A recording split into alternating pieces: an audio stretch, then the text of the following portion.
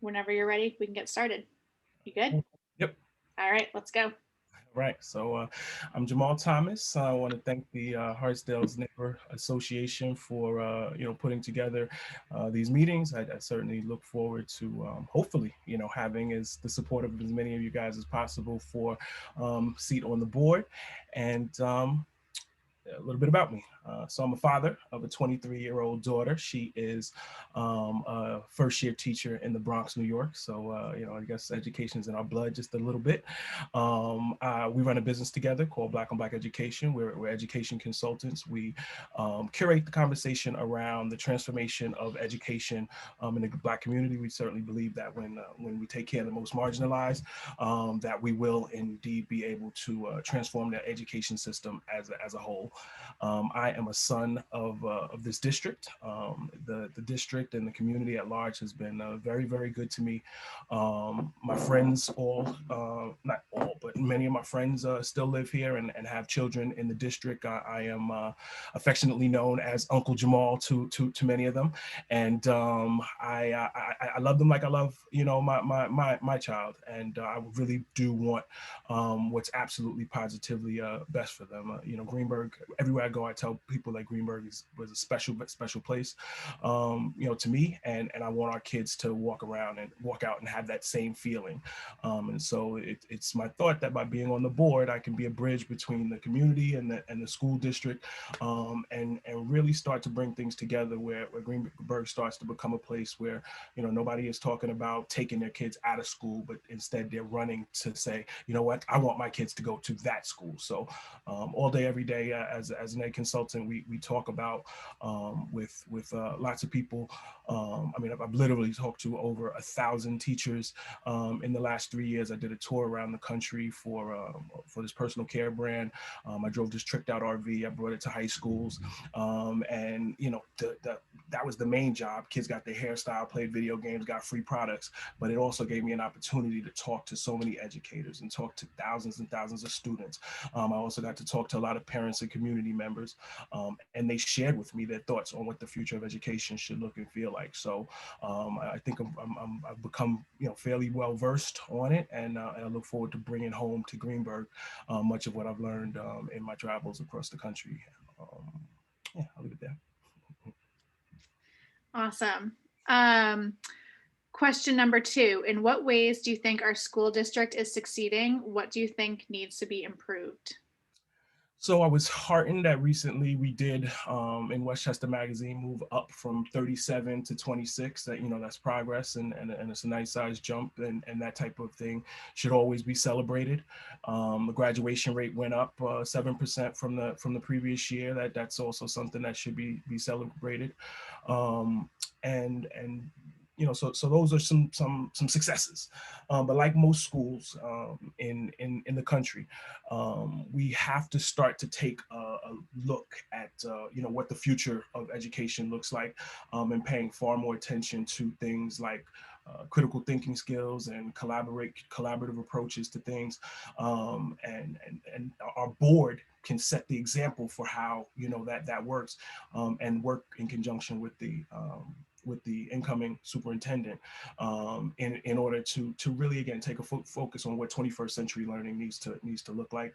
Um, I fancy myself a futurist of sorts, and I pay very close attention to artificial intelligence and blockchain and cryptocurrency and 3D printing, and all of these things are coming together in a way that it's really going to punch the world in the face in a way that it's never happened before, and the skills that are going to be needed to be successful in that world are different from the ones that we've previously had to operate with. And so I really want to be the voice of kind of innovation and sharing those thoughts on the future, and co-creating what the future of our district is going to look like with broader community, with parents, with the business community, and most with educators, but most importantly, with students. So letting students' voice shine through, I think, is an improvement that we need to make, and it's just what it has to happen in education in general. Great. Thank you so much. What are your expectations of the new superintendent in their first year with GCSD? Yeah, so I imagine she's going to need to come in and learn the lay of the land. She's going to have to be a partner, with the board. Take a fresh, innovative approach to it really bleeds into kind of what the last question is. Where we are in an inflection point in terms of where we are in 2021, and so we have to be thinking about 2030 and 2025 and what the world is going to look like. And the reality is that we don't know the, all of the details to that. So the best way to get people prepared for that, and that's teachers, that's parents, that's community at large, like looking at the a transition to where our school system becomes almost the center of the community, and her as the executive of it. I'm hoping that she's going to take that same type of approach, where we start to focus in on mastery-based learning instead of kind of a deficit-based learning. So for example, when right now children get a test and you get a 50 on a test, and it's a big red 50, and that's like an F, and now they feel like, oh my God, I'm terrible. And when the reality is that the same thing can happen, but instead you say, oh my goodness, you got a 50 on the test. You got 50 of the questions right. Now we just got to go about getting the other 50 right. It's a flip of a switch, but it changes the dynamic of what children understand about learning. They stop worrying about making mistakes, and they start to say, let me go make more mistakes. And in making those mistakes, they're going to have much more correct answers. And so it's my expectation that a student-centered and a culturally responsive approach is taken by the new superintendent. Great. Can you tell me about a time you've had a positive influence within a board meeting, committee meeting, or community forum? Yeah, I mean, I have lots of community forums in terms of game nights and parties with friends, and I connect with the community more, in more close knit things. But specifically on the board meetings, I've only talked at board meetings a couple times. I was heartened that when I came in and I talked a little bit about our strategic plan. It was maybe 2 or 3 meetings ago. It seems to me that right now the strategic plan is just a document that kind of checks a box, as opposed to a visionary statement for what the district is going to look and feel like. And when I asked questions about that on the board meeting weeks ago, it was great to have some people in the comments saying who knows Jamaal, and is he thinking about running for board, and then in the Friends of Greenberg group to have that same kind of response, and to even get a couple of calls saying, hey, there's some people who think that you might be good for joining the board. That was something that helped kind of put a battery in my back to say, what, I think I can do. Not that I think I can do this. That I know I can do this. I know I can be of a benefit. I can help.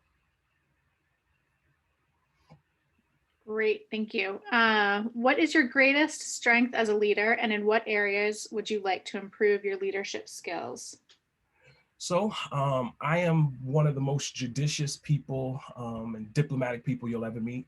Some of my friends actually get mad at me. They say, you're always so gray, and I believe the world is gray. It's I going back to traveling the country, most nights I ate at a restaurant, and instead of sitting at a table by myself, I sat and ate at the bar, and I looked at whoever was to the left and to the right, and they were going to get a conversation, and literally there were multiple times where people shed tears, multiple times where people, big hug afterwards. And I'm talking, whether it's Trump supporters, Biden and support, like people from across the political spectrum. I take an approach to leadership and to life, that when you connect with people, you pour into them, and you talk to them about the things that you agree with, and you take these steps up, so that once you start to talk about all of the things that you don't agree with, you're never going to go like, below the threshold. A smart person said to me a long time ago that when you meet somebody, you go fall on the good side of the fence or on the bad side of the fence. And no matter which side of the fence you fall on, it's hard to get on the other one. So I'm a leader that tries diligently to get on the good side of the fence by largely being vulnerable with people. And I find that is something that connects when you're willing to share, like, this is what I'm good at, this is what I'm not good at, and those types of things with people. They do the same thing for you. So in terms of something that I can improve, I probably can improve my organization skills. Probably a personal assistant would be helpful, but I'm certainly going to bring. Well, I like to say we won't always be like-minded, but we can be like-hearted, and if we are, we can get things done for this school district. Great, thank you. Was that like right at 3 I minutes? think it was, yeah. The sixth question, the budget for next year has been proposed and we hope residents will vote to approve the budget on May 18th. What do you see as the top 3 budget priorities moving forward? I mean, I want to say infrastructure, like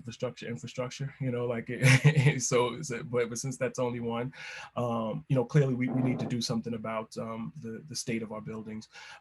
It's very difficult for children to be expected to learn everything that we want them to learn in the way that we want them to learn when they're in environments that are sometimes not necessarily the safest, and when they're in environments that are not there for some of the things that I alluded to earlier. Like it's our students have to have access to the technology that is going to run this country, so that they can be leaders in that. So having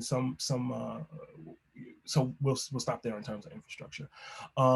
Programming to help with learning loss is important. The pandemic has been really tough for for a lot of students. So we're bringing in an innovative programming that would help with learning loss would be something that I hope we find ways to address in the budget.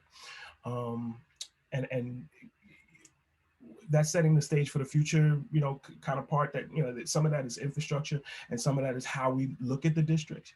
Perhaps if I've always thought that, schools should be more like community centers. And so, why does the building close at 4 or 5 o'clock? What if it stayed open, later? Then maybe it becomes a more valuable thing to the broader community at large. And so people who don't have kids in the district, if they can come to the school and there are programming and things there for them to help assist them to be the best citizens they can for Greenberg, then those are the type of things that can be a force multiplier, so that whatever we spend in education or what we're spending on the school, it comes back to the community at large. So those are some of the main areas I'd like to see addressed in the upcoming budget. Great. And this is the last question. Anyone interested to learn more about you might search online. What will they find in a Google search, and what would you like them to know about those search results? They'll probably find that I'm a pretty good cook. I got food pictures, everywhere.